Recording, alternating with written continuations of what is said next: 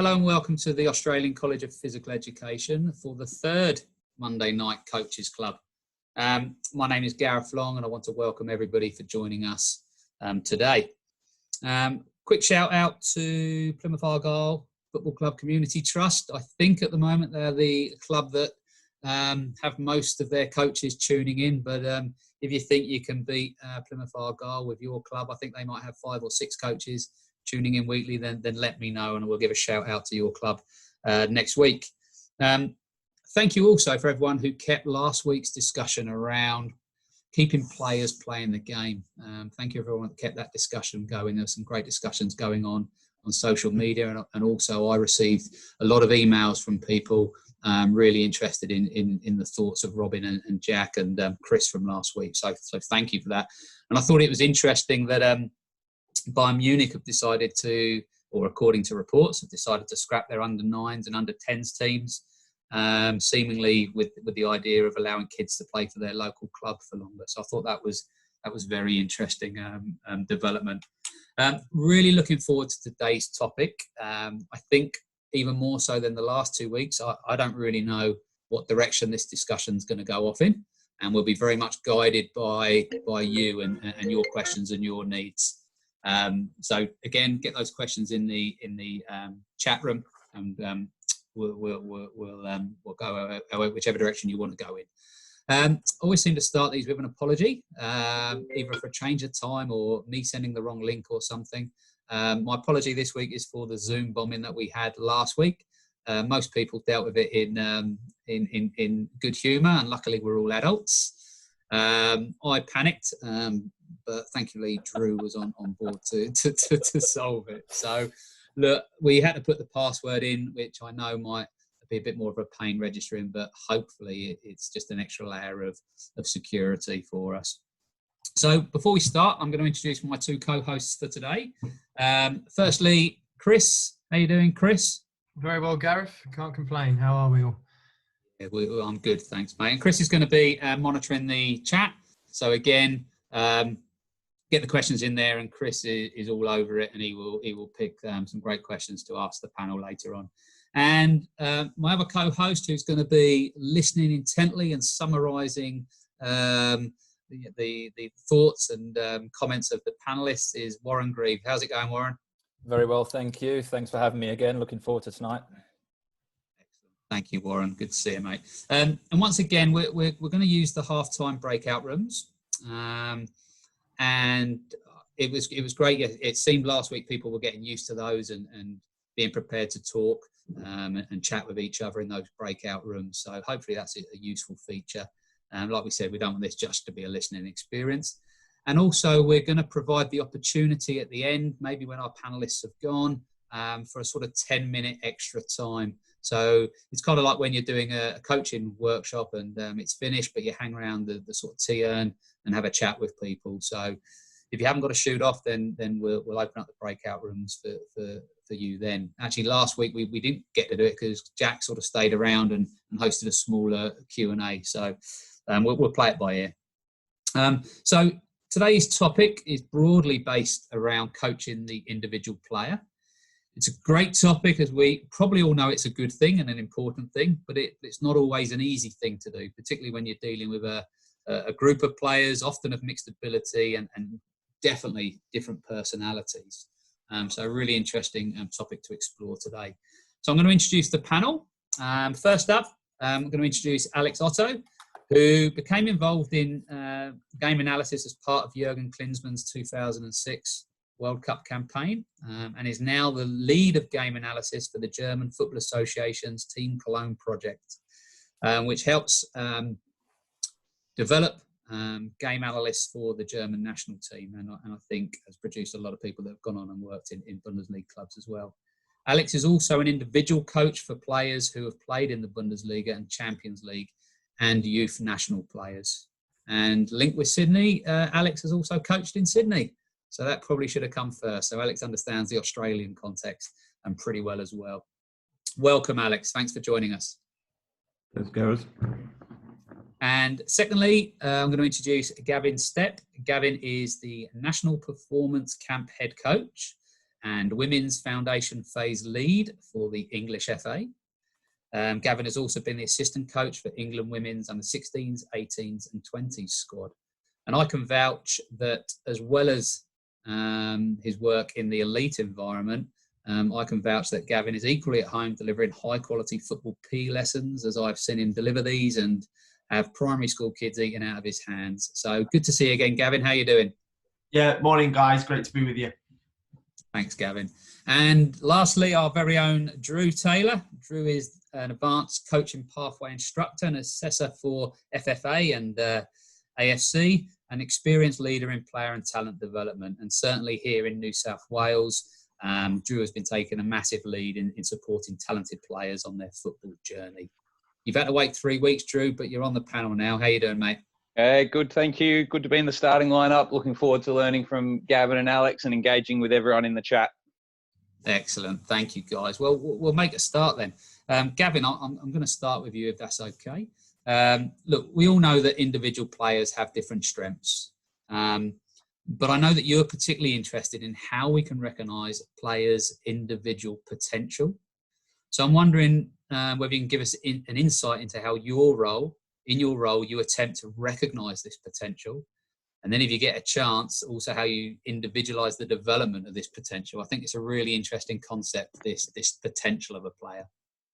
Yeah, it's probably the toughest role that myself and my colleagues has to perform in the under-14s. So the National Performance Camp is a U14 age group. It's the first time we bring the girls together in a national context. And I often describe my role as that of detective, let alone coach. Because what I'm trying to do, I'm trying to work out why girls are performing the way they are. You know, those who excel in the here and now, you know, what's the backstory behind that, and trying to unpick actually how they got to the position they're in today. So some examples, some of you might be, you know, sort of familiar with the concept of training age. So, you know, the girl who's trained for 8 years versus the girl who's trained for 4 years. We often use the phrase, how much investment have they had? So, you know, a girl who's been coached twice a week for the last 6 years by B licensed and A licensed coaches, you might expect to be further ahead on her journey than a girl who's only been playing for 3 years in a grassroots environment. And what we're trying to work out is, well, if we leveled off that level of investment, actually who would be ahead? Because for everyone's development journey, someone's going to be ahead and someone's not, you know, at the age of 13 or 14, but we're not about here and now. Some other bits and pieces, you know, which really play into that at that age is around maturation and physical development. How big the girls are, if they're through their physical maturation. So those of you who work with teenagers and adolescents, boys and girls, will recognise that sort of, you know, teenage awkwardness, the clumsiness. Who is through that? Who just isn't great athletically? Who's like in the middle of that? And trying to work out, well, is that a reason, you know, that we might see more from this girl in the future, you know, in terms of potential, or actually are there some challenges physically? And like a really big one, sorry, my emails are up. That's my wife sending me my daughter's schoolwork for today. I'll close them down. Good multitasking. There you go. And like at that age, the age the girls are, like that emotional resilience, I guess. You know, they're 13 years old. It's a really big deal. You know, the 3 lines on the chest and everything. You know, actually, who is using so much emotional energy just to survive in that environment? And that's a real, I've got to be honest, like a concern I have around trying to get under the skin of that. Who is just emotionally exhausted from 3 days on an event with us because they're just so nervous. And trying to work out, well, actually, imagine if we settled this girl a bit more in this environment, what we could see. So I guess that's some of the considerations around potential. And you know, I considered this question, and I guess like the overriding principle that myself and all of my staff that work in with the under-14s is we have like a real large barometer of tolerance. So we accept that some girls just won't be very good right now, or won't be at the level of others, not necessarily very good. But what is the reason that they're not as far ahead as others? Is it because we think they just can't do it or don't have the potential to do it in the future? So actually, we're really accepting. We don't expect everyone to be at the same level as, you know, the shining star today. So all of that in, you know, it goes back to that initial point. You know, why? Like, what's the backstory of these children, and why is the reason some are ahead or some aren't quite as far ahead? You know, in the here and now, and different bits and pieces, I guess, around how we then individualize, you know, bits and pieces for their development. Some stuff which is reasonably straightforward, I guess, you know, just looking to match up physically. So we have girls who are, you know, at 13 and 14 years old who are 5'10" and weigh, you know, 75 kilograms. We've got other girls who, you know, 4.5 foot and weigh about 30 kilograms. So, you know, there's going to be some physical advantages there. So sometimes we don't avoid that. You know, that's just life, isn't it? You get big players and small players. So, you know, we try and manage that in the sense of, well, you know, that's a taste of some of the challenges you might face. Actually, there's times where we might want to even out that physical advantage. Some other bit, you know, around how we manage that potential. Just, you know, we might match up a good dribbler against a really good 1v1 defender. If we've got a dribbler who's getting, you know, bags and bags of success, but they're up against, you know, one of the weakest individual defenders in the group, just trying to find, you know, delicately, you know, moving working groups around or something to even up the challenge a bit. So hopefully that gives you a little bit of a flavour of how I consider the role.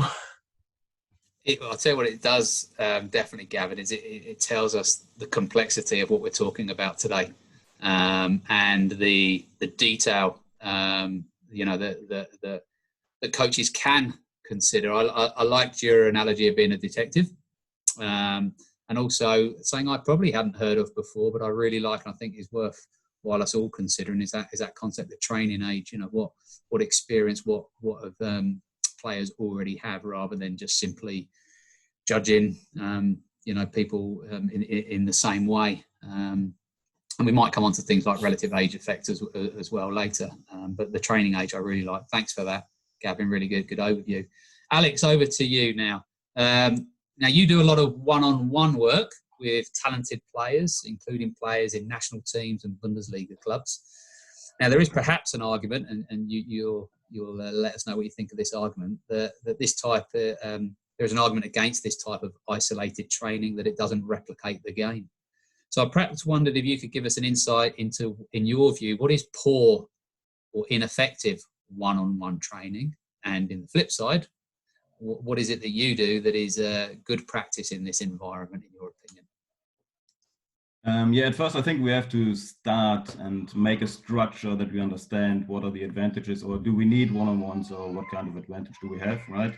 And I think at first everybody understands that the higher the individual quality, the higher is the quality of the team. So that's why the quality of the individual player is so important.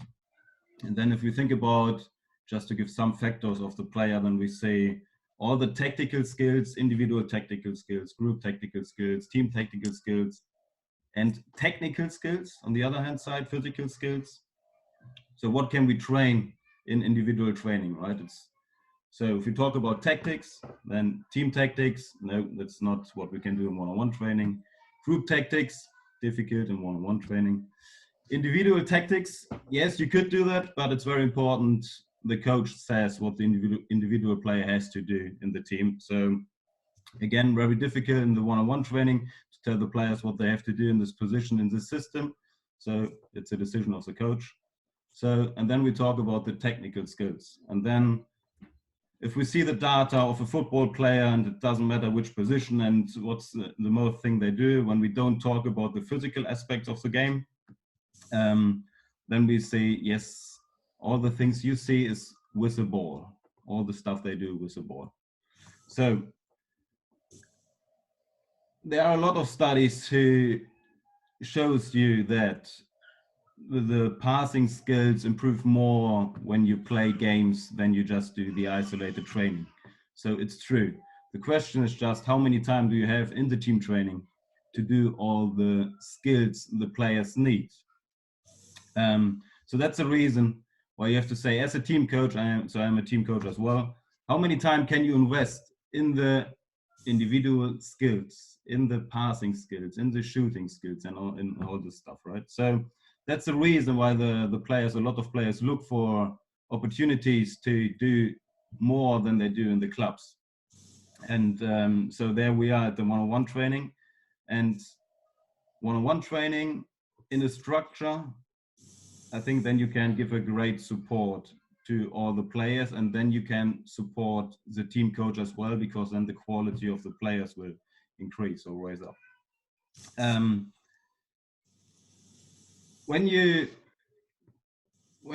big advantage of one-on-one training is that you just have one player, and you create the profile of the player, and then let's talk about passing skills, and then the quality of the player is here. When you're a team coach, you have the problem that you have players, the skill level is here, the skill level is there, and you have to see how difficult do I make my exercise that most of my players will improve. So in the one-on-one training, you just have to say, here he is, this is too difficult, this is too easy, so we want to make sure that he gets the most out of it. So he improves, so you make the exercise more and more difficult, right? So, and of course, this is much more easy in the one-on-one training than in the team training.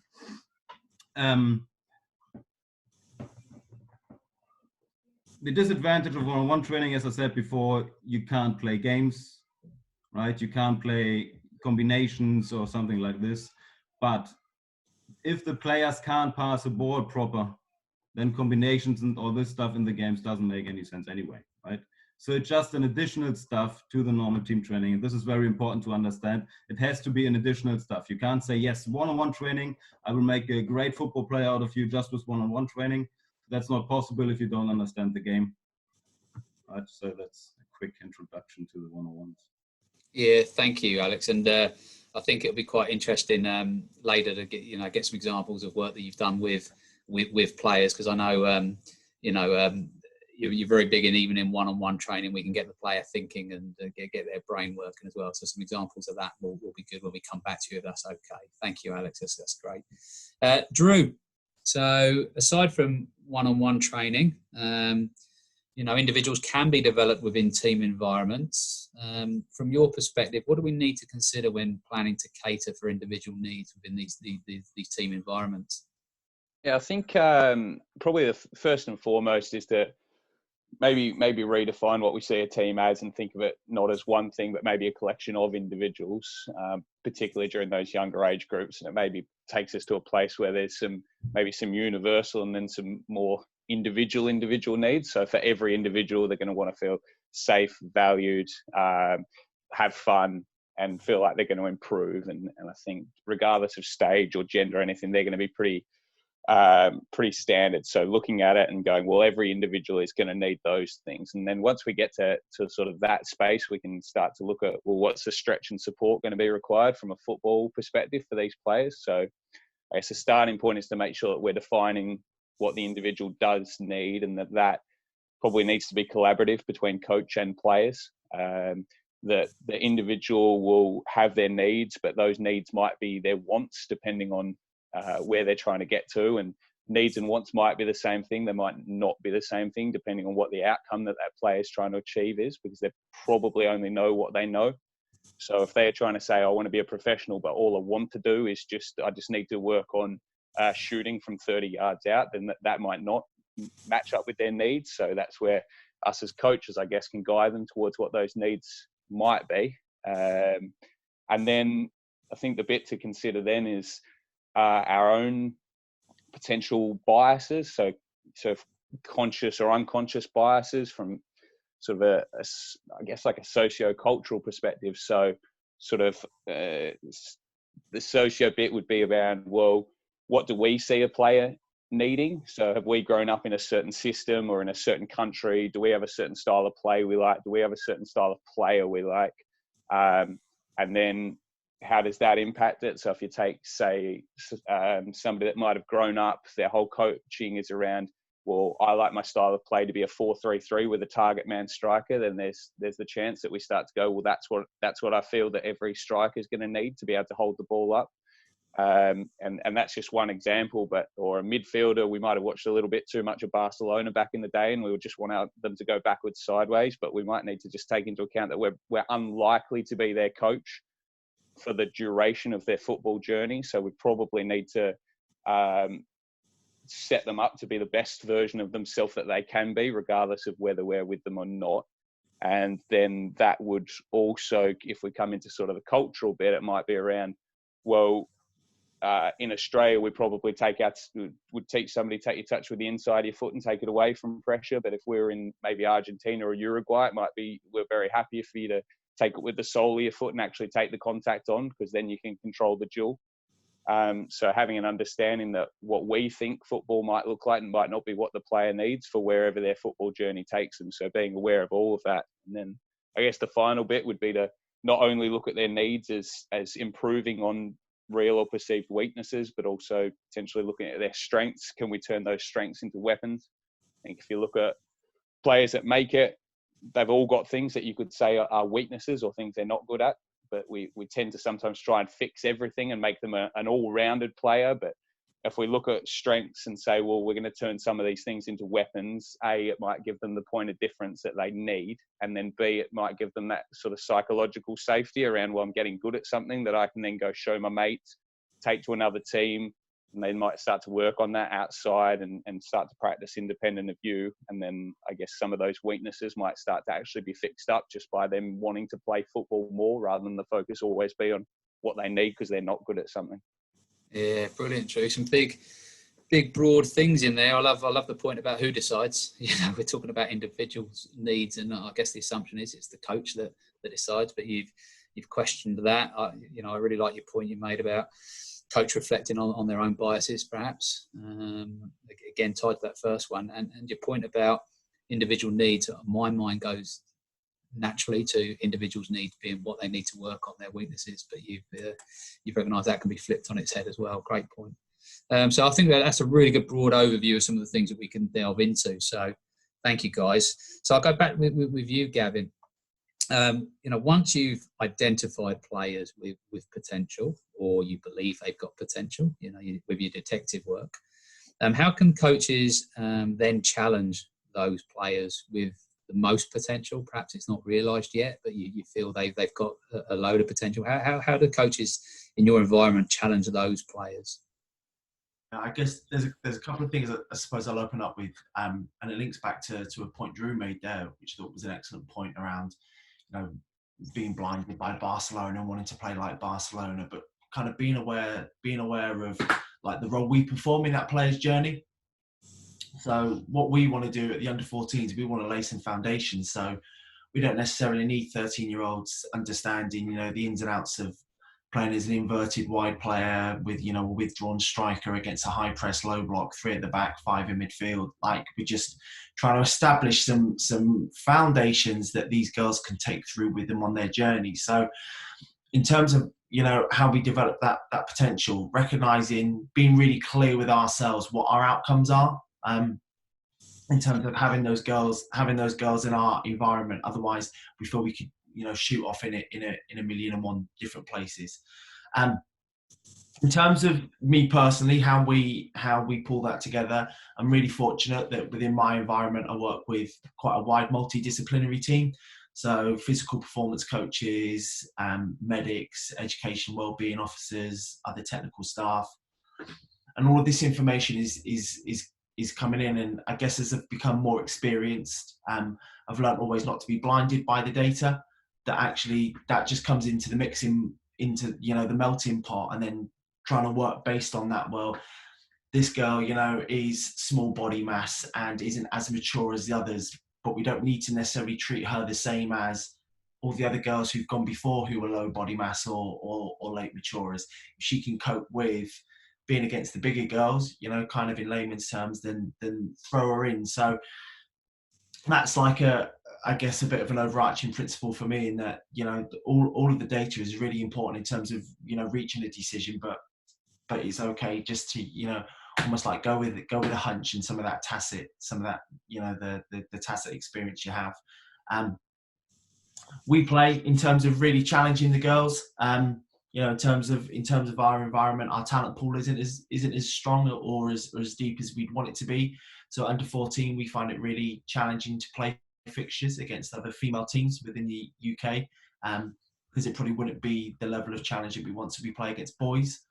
So I don't know how common that is with some of the other guys on the call today in terms of the countries and environments you are from, but we're really looking to expose girls to some high challenge fixture opportunity right now. And these are tough. These are really, really tough games, like really, really tough games. And if I'm being honest, if you looked at the scoreline, we get walloped more often than not. But my premise is, they're high challenge, and providing we're giving them high support, like that's okay to ask the girls to hang in there. Because I think if they can perform well for 1 minute, they can perform well for 2 minutes. If they can perform well for 2 minutes, they can perform well for 5 minutes, 5 minutes, 10 minutes. Now, what's the reason they can't do it for 10 minutes? Is it a physical, challenge? Do they just not have the physical capacity to play against top quality opposition at the moment? Do they not have the game understanding, the technical skills to survive there for long periods? So in terms of, stretching, I guess, and really looking to extend those with most potential, we don't hide away from tough situations. And then in terms of asking the girls to like engage in those situations, we'll often have overarching, or not often, we have, overarching outcomes for sessions or games. Again, not too specific. These girls are 12, 13, 14 years old. They're really young. We don't think we need to be getting into the ins and outs of a game plan, but we have some overarching outcomes, both for training and games. And the girls need to almost like sign up to one of them. That's going to be something that they really want to focus on. So it's player centered to a degree, but we don't give them total autonomy over, Drew's point, they want to work on overhead kicks and sliding tackles, but actually, the sessions on something completely different. So we give them like a selection, like a menu of outcomes to almost pick from. And I guess then, it's just a real challenge we have. We don't see the girls for long periods of time. So we might see them, between 12 and 20 days a season. So trying to get to know the girls as quickly as possible is a challenge. And then trying to work out for them, do they need more feedback or less feedback? So some of our most talented girls, it's that annoying thing, when you're a child and an adult answers a question with a question, they've just, some lad has just run them in behind, 10 times out of 10 or something. And they're just defending too high, and they come off and they're like saying, what should I do? And, well, what do you think?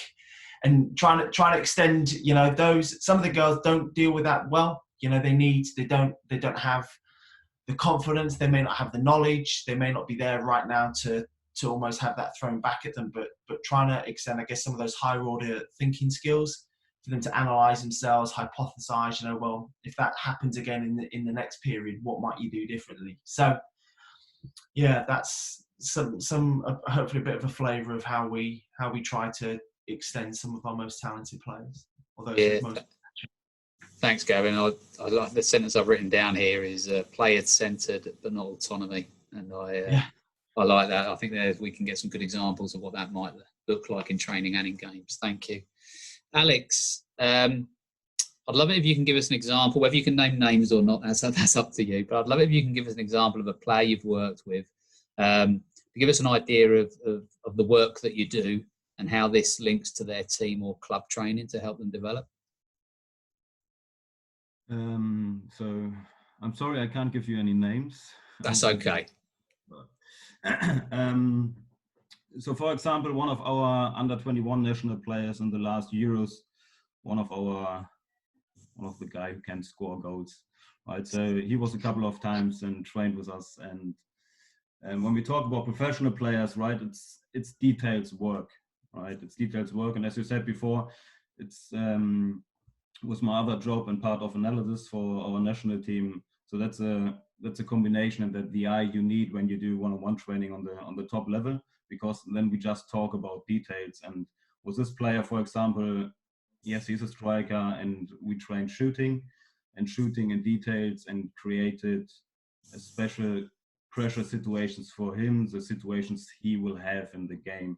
And then we go back to the data and see, okay, where do you score most of the goals, and where do you especially get the ball most of the times, and what kind of angles will you have and will you need, and all this stuff, right? That's just one story from one of our under 21 national players. The second one is one of your national players from your Ollie Roos. So I trained with him a couple of years now, and very important is to get a feeling for the player.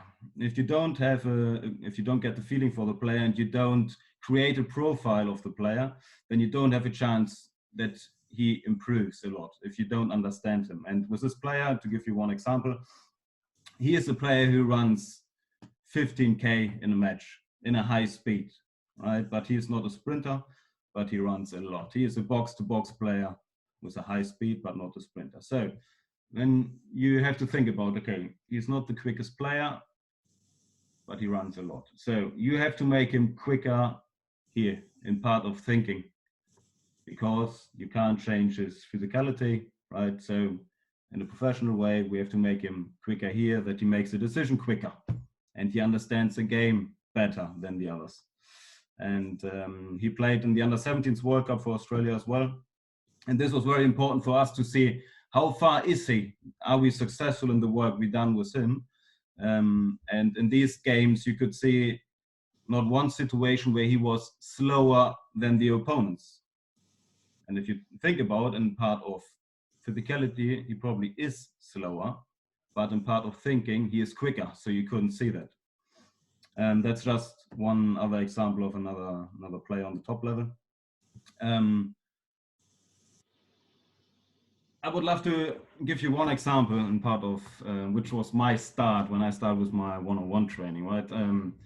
This was from my boss at the A national team, right? And he showed me one clip from the German national team and one of our players. And the only thing you could see in this clip was just the face. And he said, Alex, just have a look and then tell me what happens in the game. I said, okay, easy, let's do that. So what happened was this, just look at my face.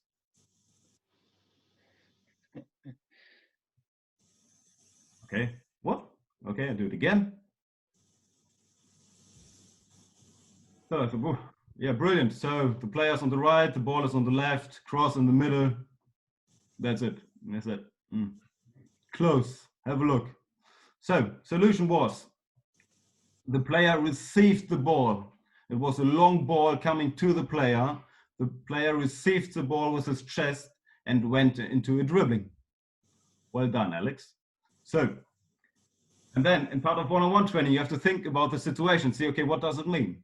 Think about it. Okay, the ball is coming to you. He looks up, follows the ball. He doesn't follow the ball up to his body. Why? Because he has seen 100 million balls flying to his body in his whole life. So his brain can calculate this ball very well, very quickly. So, and then, okay, it means at first, okay, you don't have to follow up the ball up to your chest. That's point one. Point two is he went into the dribbling. So what did he do? This was the dribbling. This was before he went into the dribbling. So it just means in part of eyes and vision and what he can see. So he used the time when the ball was following up to him, he used the time to screening what's going on around him, and then went with a great first touch into the dribbling. And these are just thoughts you have to think about when you do one-on-one training with your players on this level. These are the details you have to talk about.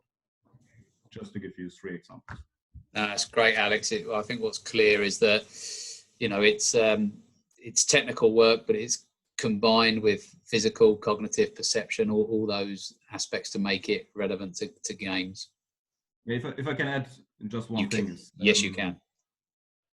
When we talk about our centre backs, a centre back from Bayern Munich, and Munich played versus Barcelona a couple of years ago.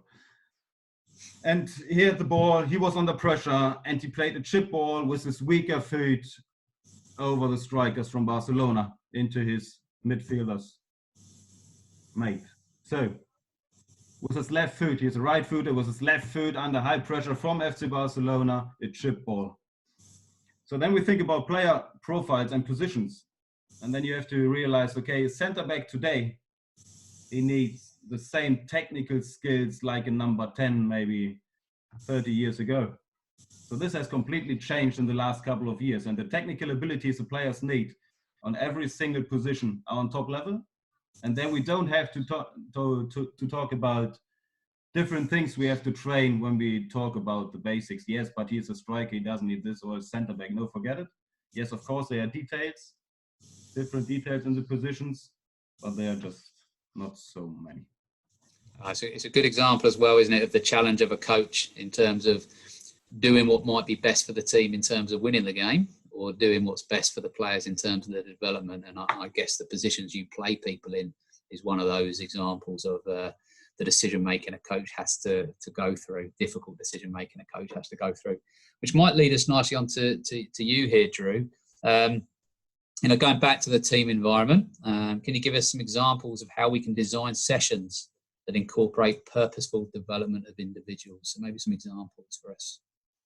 Yeah, sure. So I think when we talk individual development, and obviously there's the going down the one-on-one end or small-sided games, but I think even within the broader team context, and particularly during the developmental years, and maybe not so much into professional, but I guess open to interpretation, is that idea of, well, each individual is going to have what they're going to need, and those requirements are going to be linked to the game. So if we sort of go away from looking at them as positions so much, and like Alex has just alluded to there, the skill sets are maybe quite similar, but they're also going to have some nuances around where you play. But I use the analogy of players maybe needing to be like Survivor, right? So able to outwit, outlast, and then outwit, outplay, and then outlast, regardless of position. So as an example, for say a midfielder, to outwit would be to deceive to receive, and then prepare to play.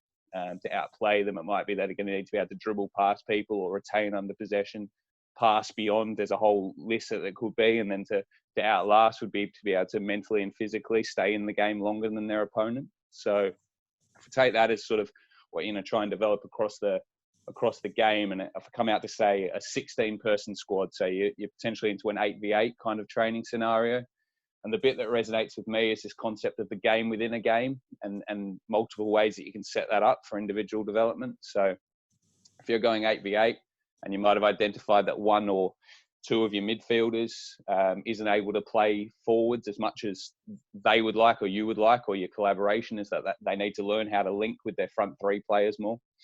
You might set a game within the game, or which of these deeper midfielders is able to link with the 9 more often within the game, and whichever one can do it in, say, your 5-minute stint of time, that will be a bonus goal for the team within this 8v8 context. So now you're going to have players that are trying to get themselves into a position to play that ball. You're also going to have the other side of it, where the opposing one's probably going to start to screen the number 9 so that the ball doesn't go there. So there's going to be some other outcomes there, and then you're probably also going to have that striker is trying to show to give feet. And then so that would be one from opposing teams in different positions, and then either within that same training or a different training, there'd be the ability to link it to a different one. So we could say, if we take that example from before, you might go with a defender versus a striker. So a game within a game there, where you might say to the striker, right, well, because they're probably going to come deep to show, but we also want them to go away so that we don't turn them into a one-dimensional player. So their little game against their defender might be, well, if you can receive it in behind that defender more times than they can step in front of you and intercept it on its way in. So receive it in behind more, you get the bonus point. Defender steps in and intercepts when the ball's en route, they get the bonus point. And now those two things might work against each other. And then between those two little games within a game, there's a number of players that are starting to be developed. Other examples would be, you might say, in either same or a different training session, it might be around, well, if we've identified that one of our defenders thinks that they need to get better at 1v1 defending, can we maybe set it up that the player that's playing against them will get a bonus point every time that they can beat them 1v1? So there's one that's directly correlated, or it might be that all 4 of your wingers within whatever your training game might look like, whichever one can take the fullback on the most time successfully, they get the points. And now they're all going to start doing it. But we're not going to make them do it. So it sort of links to that concept of reward. And then that Ben Bartlett talks a bit about, and sort of links back to that session design that we had a couple of weeks ago. But it can be going on that there's all these little games within the game, but they're specifically focused on the needs of those individuals, or multiple needs of them. And it might be that in a training session there's lots of players that have them. It might be that the whole training session's really set up just for one.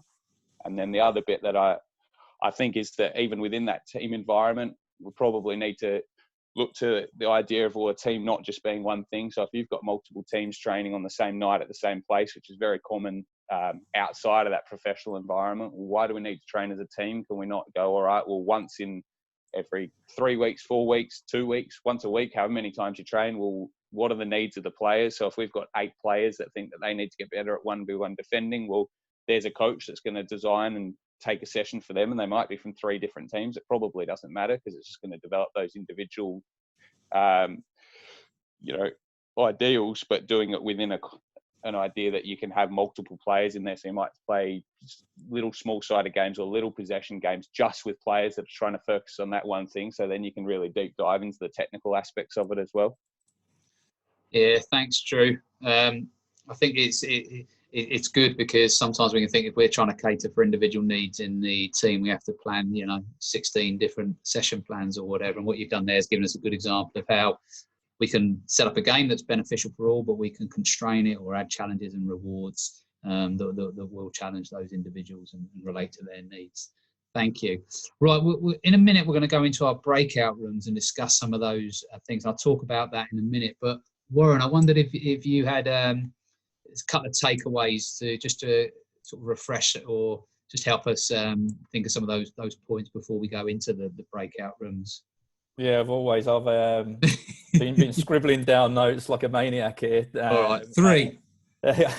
So if I can just summarise it the best I can, and from all 3 of the panelists and what they've added, is knowing the stage of development. So Gavin's talking in particular around about 13 and 14-year-olds, and then Alex has talked about Ollie Roos and under 21s national team players. So what the needs and wants of those individuals are very, very different depending on the stage of development that they're in. So do you know the environment that you're working in, and then how to actually tailor a conversation with that individual so that they buy into it. And it's not just about, when we discuss what their needs are, just giving them the opportunity to succeed, but actually creating a platform for them to grow depending on where they're at. Also, you can't pigeonhole players according to data. So understanding that might use the data, but that individual is an individual and they're on their own journey. So where they're at, their bar may need to be higher or lowered, but also use the data as backup, but actually look at the individual and look at the environment that they're in as well. And then I keep relating it back to, we're talking about one-on-one training. So if we talk about first touch, striking the ball, running with the ball, 1v1, attack and defense, that stage of development, as I've discussed before, perception, decision-making and execution is everything. So when we're considering 1v1s, what are they perceiving? What's the decision that they're making? And then what's the execution that they're going to actually make? And then off the back of that, ball, opposition, target, space. So getting the players to understand where they are on the field, where they're potentially playing as an individual, depending on their stage of development, give them the opportunity to play in many different positions, and that stretch and support that Drew talked about. But there's many things to consider in 1v1.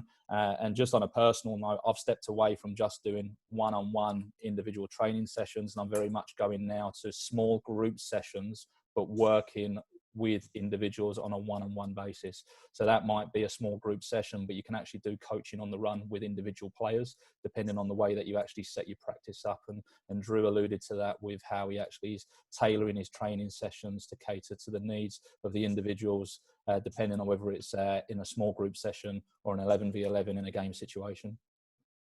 Thank you, Warren. Good summary, mate. Glad someone was taking notes. Thank you. Look, we're going to go into breakout rooms. I'm just going to share my screen and hopefully move it on a the slide if I can. One more. Okay, so Chris, give me a thumbs up. Did the slide change? Okay, I'll stop asking. By week 6, I'll stop asking. I'll have confidence that it's all working, but we'll keep going for now. So we're going to put people into breakout rooms. We've done this a couple of weeks, and I think they're really worthwhile doing it if everybody contributes and prepared to have a chat. So when we go into the breakout rooms, put your camera and your microphones on, do a quick introduction, and then again, these are just guiding questions. They don't need to be taken in order. They don't even need to be discussed. You can go off in your own direction, really, because what I'd like us to come back with is, and in the chat room, is some really good examples. You know, I'd really like in that chat room for some good examples of what's happening out there in terms of this theme of challenging and catering for individual players' needs. But the guiding questions are, how do you try and cater for players' individual needs in your coaching or at your club? And definitely before COVID-19, but I know there's been some really innovative and creative work that's happening around this during COVID-19. So happy to share those as well. What are some of the difficulties that you have in doing this? You know, I said at the beginning, you're most likely going to have players of different abilities, or a lot of you will have players of different abilities. You've definitely got players of different personalities and maturation, etc. And also maybe what place does one-on-one training have in the club environment for you? So, you know, what are your experiences of that? I think I'm accurate in saying it in Sydney, this one-on-one training is very popular with parents and kids. So I'm interested in your thoughts on that. So I'm going to put people into the breakout rooms. As I say all the time, if you've got one of the panelists in there, then let them listen for a bit rather than, you know, pump them with more questions. Let them relax and let them listen, and they will join in as they see fit. If you have any problems, just press the help button and I'll try and come in and help you with whatever your problem is. Okay, and then I'll probably select a couple of people who might summarize the breakout rooms. Okay, so this is the bit where I have to do some maths, which is never good. Might be easy this time. Okay, right.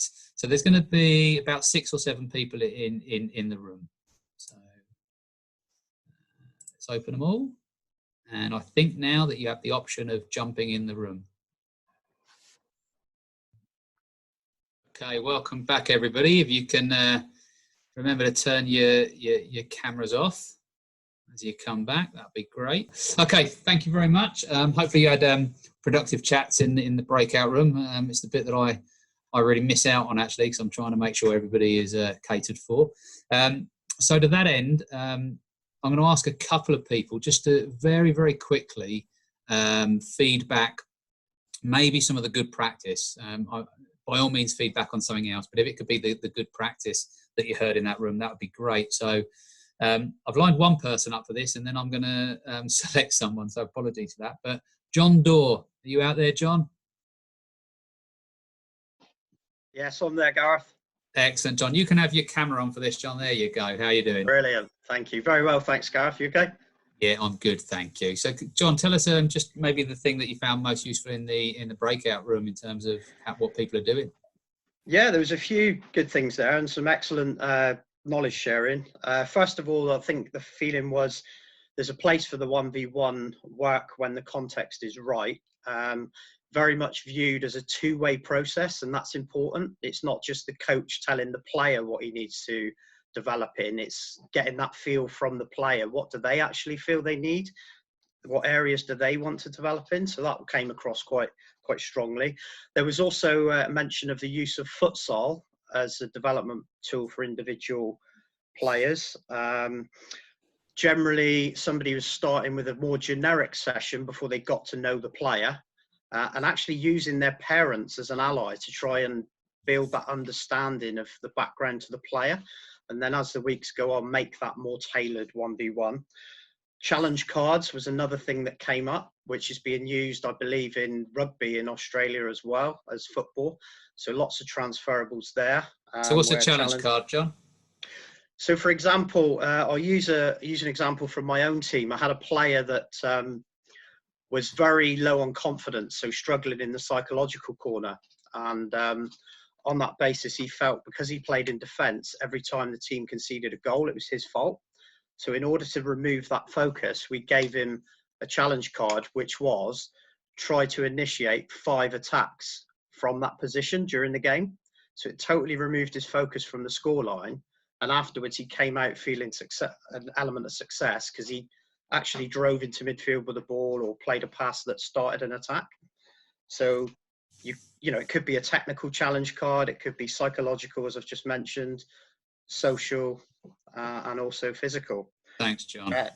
Another great idea. Sorry, Yep. another great idea. Player role models. So starting to use that in Plymouth Argyle Academy, from what I've been led to believe. So, for example, a child might be told today you're playing as Virgil van Dijk. So, whilst Virgil van Dijk would dominate most 1v1s, the player's challenge for that game is, can you dominate your 1v1 in that area of the pitch? And the final point, I think, was how important session design was in terms of being able to incorporate that one-to-one coaching. Thanks, John. That's really good. Thank you very much. Now, John was prepped. The next person that I've been recommended wasn't prepped. So, Sean Darcy, if you're out there, I apologise, but Chris Adams said that you would be more than happy to be picked on. So, if you're out there, Sean, and you can feedback from your group, that'd be really appreciated. Yeah, no problem. He's just saying that because I don't mind talking. Talk away. I haven't made a single note on the conversation. I'm looking pale. It's not the light, like I've just gone pale. All the blood's drained from my face. But, we had some. We had a really good conversation. There was some really like one person. I'm sorry, I've forgotten your name. Was mentioning what he spoke about with Ben Bartlett, talking about the 5 R's and how that basically taken even just one or two aspects of the 5 R's, which was. The one I really liked was your role in the team and getting a rival, which was a bit like Drew's game within a game, and having a rival that you play against, and how he used used that to try and get individual challenges in the game. And he also brought up the point about in the club that he's involved with, they have position-specific stuff, and players kind of like that when they're working particularly on their roles. And one thing he did say as well, they kind of like the lower ratio of player to coaches in that as well.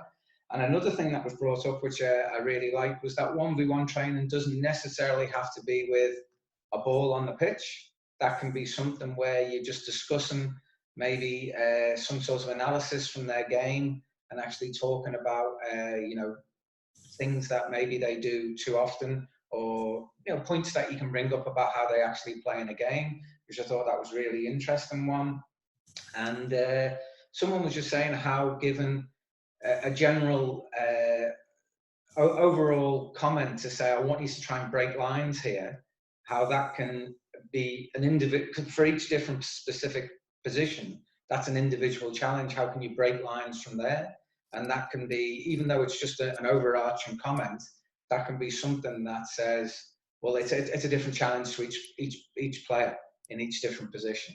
So it was a good conversation, but that's all I can remember.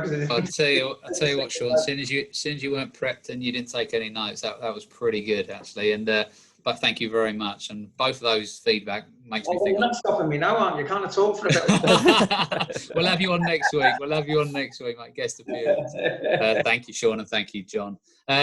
Look, I'd like to get more of your questions really. And I know Chris has been monitoring that chat room, so I'm going to hand over to Chris to go back to our panel with some specific questions that have been put in there. If Chris is still there, Chris? Yeah, still here, mate. I think I'm off mute. You can hear me, yeah. So first one for Gavin from Chris here in Sydney is that he coaches youth girls as well, Gavin. And one of the challenge he faces in that 10 to 13-year-old age group phase is the girls around the striking the ball. And I presume that maybe links into the range of passing that they have.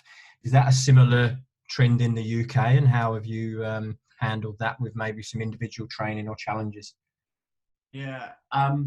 I guess with everything, it's like opportunity. The more you practice something, you know, the likelihood is the more competent you're gonna become with it. I guess with ball striking, and you know, Alex, you know, probably has greater experience of this, but trying to unpick like what is the reason?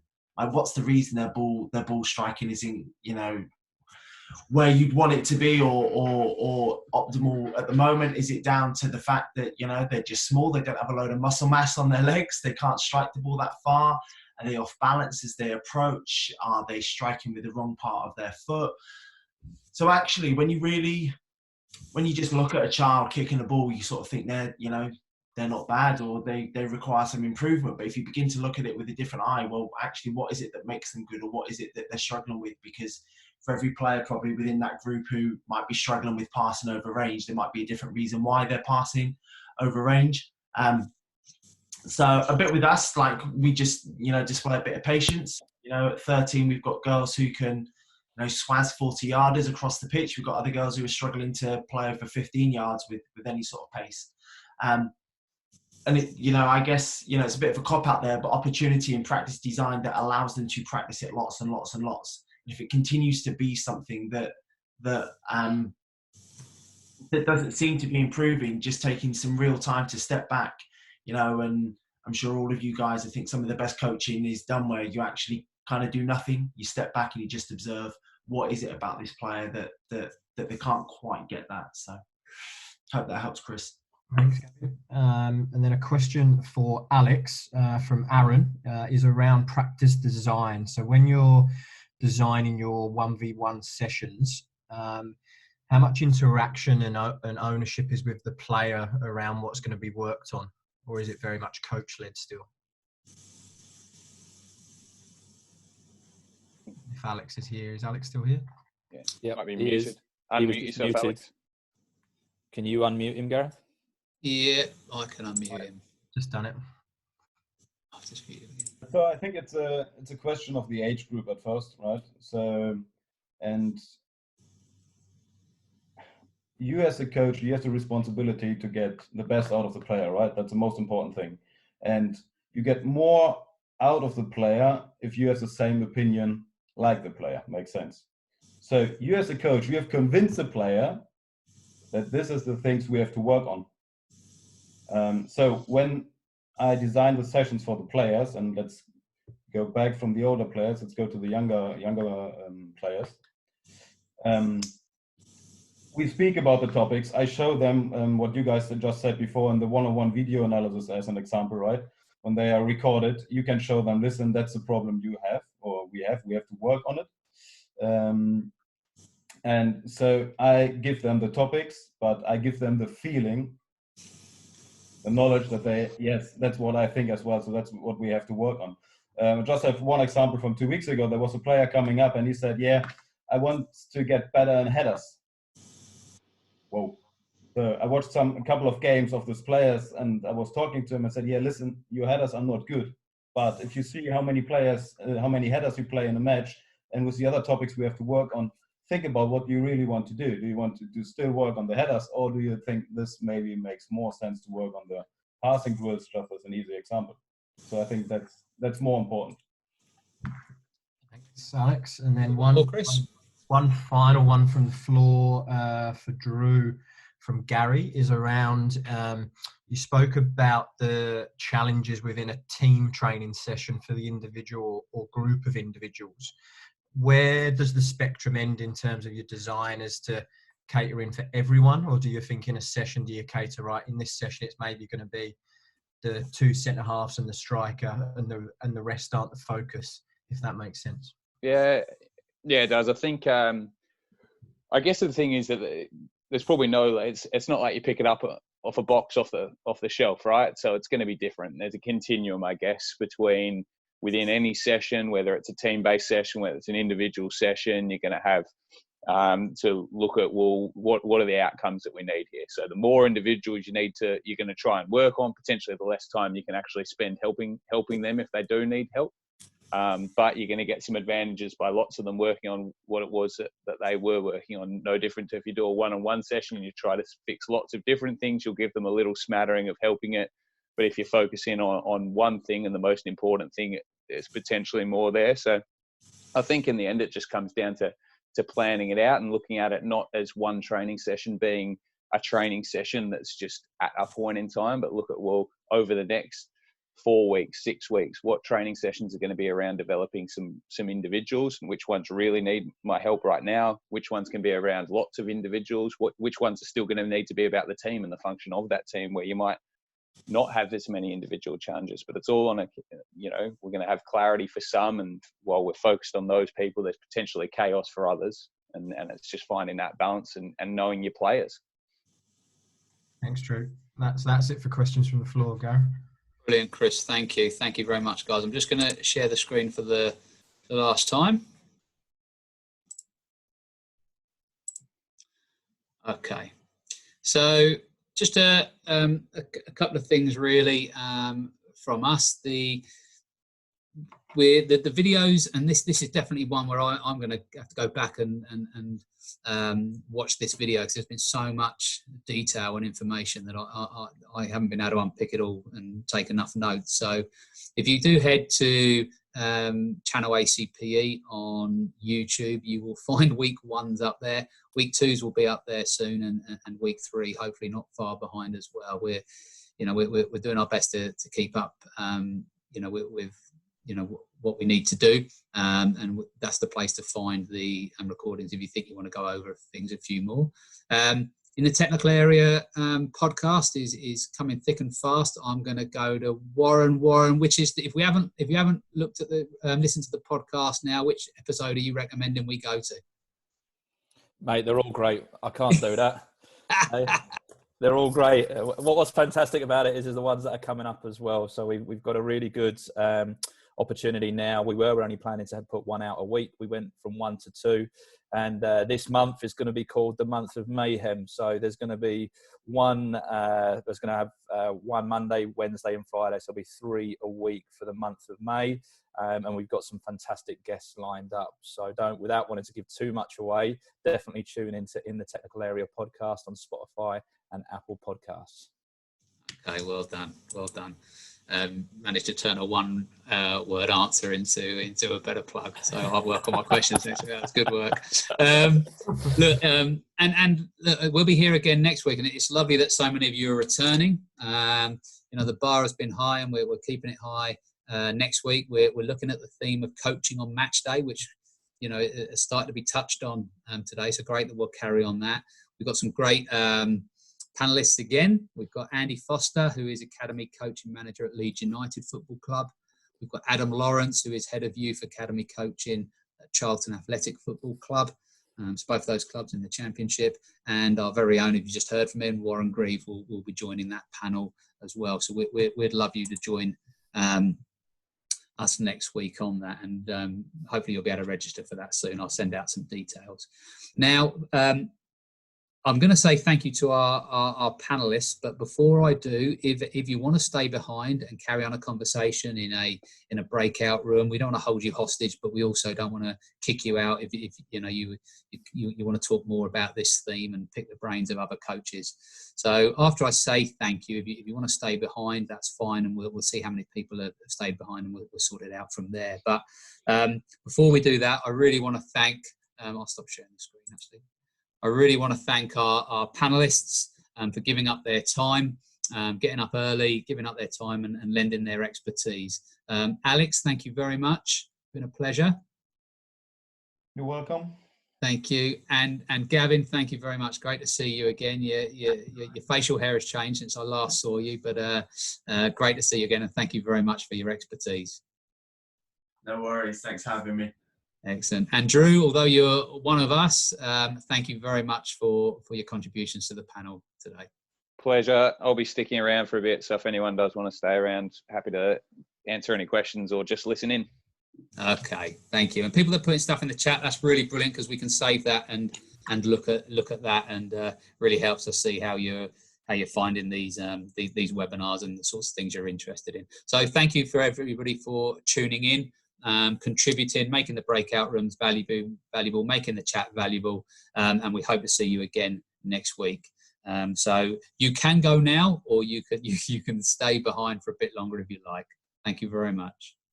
What we might do is I might allow just, maybe if someone's see if anyone's got a burning question, particularly for you, Alex, and then if not, I might put people into breakout room, maybe 2 breakout rooms, and they can carry on their chat. So has anyone got a burning question, particularly for Alex, in as he's been good enough to stay behind a bit longer? Or Drew, actually. Sorry, Drew. No, that's all right. If nobody else has got one for Alex, I've got one for Alex. Well, I've got one here. Jamie's worked out the function. He's put his hand on that. His hand up. That is impressive. Come on, Jamie. Ask the question. Yeah. Morning or evening or afternoon to everybody. Great.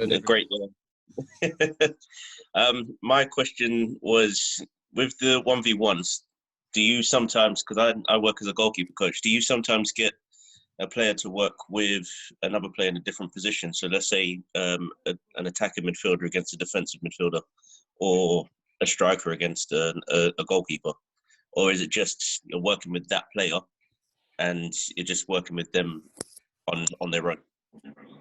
If you have the opportunity, I think that's the best thing you can add in the training, right? So nobody knows better how to beat a goalkeeper than a goalkeeper themselves, right? So the best sessions are, for example, strikers and goalkeepers, and let them speak with each other. And the goalkeeper will tell the strikers, listen, for me, most difficult thing to save is this movement, as an example, right? So yes, to 100%, if it's possible, that's the best thing you can do. Okay. Thank you very much. Anyone else got a direct question? Drew, you had one for Alex, I think. Yeah, I think it'd be interesting, Alex, if you talk to them a bit. So just for a bit of context. So when I did my masters, it was somewhat inspired by the work that Alex does in terms of like the brain training part of one-on-one training as well, and some cognitive overload stuff. So I thought, Alex, it might be good for you to share some stuff that you do there when you don't have that second player and it's just one, but you're trying to sort of load them up with the dual tasks and things. To make the sessions as much game realistic as possible, right? So you have to put them under pressure. It was quite interesting now in the last couple of years since I did it, to see the players, also the professional players, when they come and you tell them easy exercise and just pass the ball back to me. You have 2 touches, start with this. And everybody took it easy and relaxed. And I said, wow, does this has anything to do with football? I said, so, no, not really. I said, so why do we do it? So it doesn't make any sense. So it's very important, in my opinion, to put the players under pressure, right? Everybody on the top level can pass the ball easily without the pressure, but game realistic situation is you are under pressure and you don't have so much time. So put them under pressure, let the brain work so that the pressure is high. So overload them, and there we talk about individual skills.